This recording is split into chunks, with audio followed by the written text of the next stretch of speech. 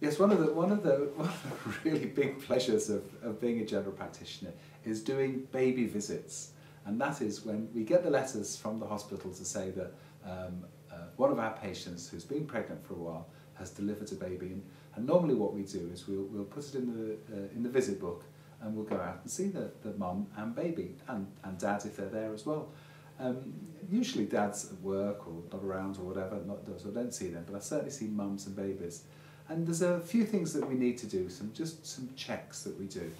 But it became very obvious to me early on when we were doing baby checks that it's very, very unusual for there to be significant problems.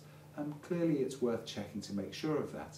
But a lot of the time that I spend doing a baby check is about letting mum know about the challenges and the problems of having a baby, and the fact that we are there to help. And so typically I would say to a mum, look, if you're worried or concerned about your baby, bring them into the surgery. You don't need an appointment. We'll see them at the next clinic.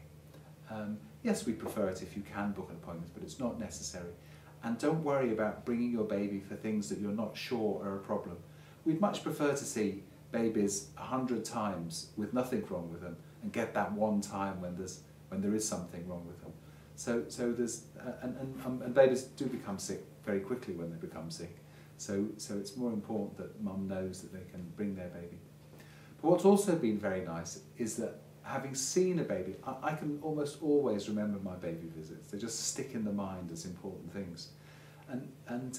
So when mum brings her child aged 2, aged 5, aged 10, and even age 13 or 14 now, because I've been in the practice for that long, I can remember going to see that child as a small baby, and it's a lovely pleasure.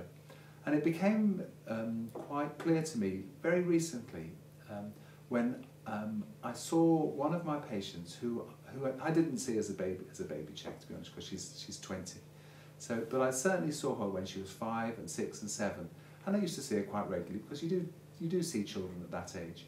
But then she became a teenager, and on the whole, teenagers mostly are healthy, so you don't see them. And then she came in by herself when she was 20. I'd not seen her for about 8 or 9 years, and I could tell that the relationship picked up exactly the same as it was when she was 8 years old. It was as if she, had been there last week, and she just sat down and she started talking about the problems that she was having at the moment, but she knew who I was, and she was relaxed, and I was relaxed, and it was easy for us to deal with the problems. I think that's what continuity is about.